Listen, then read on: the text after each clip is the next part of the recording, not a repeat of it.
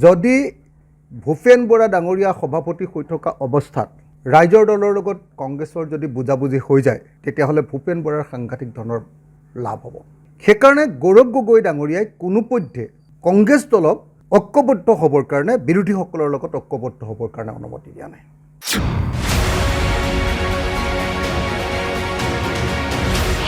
এইষাৰ আকৌ কি ক'লে অখিল গগৈয়ে?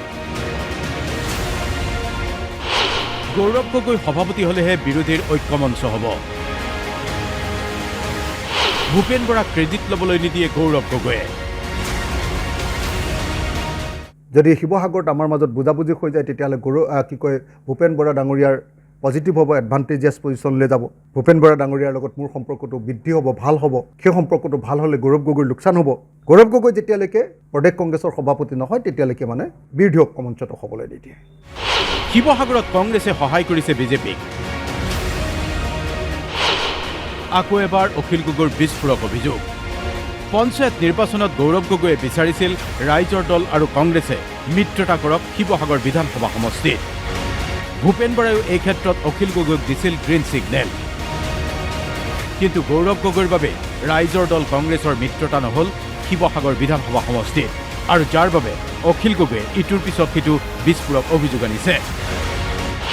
অখিল গগৈয়ে কৈছে লোকসভাত কৰা সহায়ৰ কৃতজ্ঞতা নাৰাখিলে গৌৰৱ গগৈয়ে। গৌৰৱ গগৈৰ বাবেই ৰাইজৰ দলেৰে মিত্ৰতা নহ'ল কংগ্ৰেছৰ। কংগ্ৰেছ দলৰ শীৰ্ষ নেতৃত্বই মোক কৈছে যে কৃতজ্ঞতা বশতঃ হ'লেও গৌৰৱ গগৈ আপোনালোকৰ তাতে জিলা পৰিষদৰ ছিটকেইটা এৰি দিয়া উচিত আছিলে, কাৰণ আপোনালোকে গৌৰৱ গগৈৰ কাৰণে যিটো খাটন দিছিলে, যিমান কষ্ট কৰিছিলে ৰাইজৰ দলে, তাৰ পাছত গৌৰৱ গগৈয়ে আপোনালোকক এইটো অন্যায় কৰাটো সঁচা সঁচিকৈ অন্যায় কথা হৈছে। খঙত টিঙিৰি তোলা হৈছে অখিল গগৈ। অখিল গগৈৰ টাৰ্গেট দাদা ব্ৰিগেডৰ সদস্য। শুভমিত্ৰ গগৈৰ নাম উল্লেখ কৰি দাদা ব্ৰিগেডৰ সদস্য কেনেকৈ গৌৰৱ গগৈৰ প্ৰিয় পাত্ৰ সেই প্ৰশ্ন উত্থাপন কৰিছে। মোৰ কাৰণে এইটো আচৰিত কথা, এইটো ৰহস্যজনক কথা যে দাদা ব্ৰিগেডৰ সদস্য শুভমিত্ৰ গগৈ যেনেকৈ দাদা ব্ৰিগেডৰ প্ৰিয়, একেটা সময়তে আকৌ বিজেপিৰ বিৰোধিতা কৰা বুলি কোৱা গৌৰৱ গগৈৰো আটাইতকৈ আপোন শিৱসাগৰত আকৌ শুভমিত্ৰ গগৈ। এই ৰহস্যটো মই এতিয়ালৈকে উদ্ধাৰ কৰিব পাৰিলোঁ।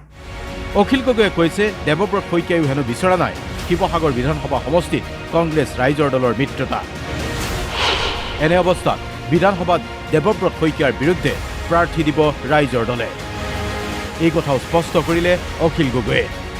দেৱব্ৰত শইকীয়া ডাঙৰীয়া তেখেতেও এইটো হোৱাটো বিচৰা নাই। আমি ইমান দিন ধৰি দেৱব্ৰত শইকীয়া ডাঙৰীয়াক সদায় সহায় কৰি আহিছিলোঁ। 2021 আমি নাজিৰা সমষ্টিত আমাৰ প্ৰাৰ্থী দিয়াৰ কথা আছিলে ৰাইজৰ দলৰ, নিদিলোঁ। এবাৰ দিব লাগিব তেতিয়াহ'লে।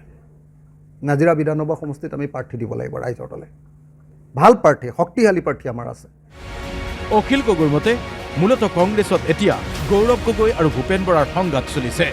গৌৰৱ গগৈয়ে নিবিচৰা বাবেই ভূপেন বৰাই ক্ৰেডিট ল'ব নোৱাৰাকৈ সকলো ব্যৱস্থা কৰা হৈছে। বিৰোধী ঐক্যমঞ্চৰ ক্ষেত্ৰতো গৌৰৱ গগৈ সভাপতি হ'লেহে বিৰোধী ঐক্যমঞ্চ গঠন কৰি ক্ৰেডিট ল'ব বুলি মুকলি প্ৰতিক্ৰিয়া ব্যক্ত কৰি গৌৰৱ গগৈক টাৰ্গেট কৰি ল'লে অখিল গগৈয়ে। সিদিনা মাত্ৰ তিনি গগৈ এক হোৱাৰ প্ৰসংগ উল্লেখ কৰা অখিল গগৈয়ে এইবাৰ গৌৰৱ গগৈক টাৰ্গেট কৰি লৈছে। তিনি গগৈ এক হোৱাটো দূৰেৰে কথা, তিনি গগৈৰ মাজৰ এক গগৈ যে এতিয়া মাইনাছ, সেই কথা অখিল গগৈৰ মন্তব্যৰ পৰাই স্পষ্ট হৈছে। কেমেৰা পাৰ্চন অমিত আৰু মোহনৰ সৈতে শিৱসাগৰৰ পৰা ভাস্কৰ জ্যোতি দাস, DY 365।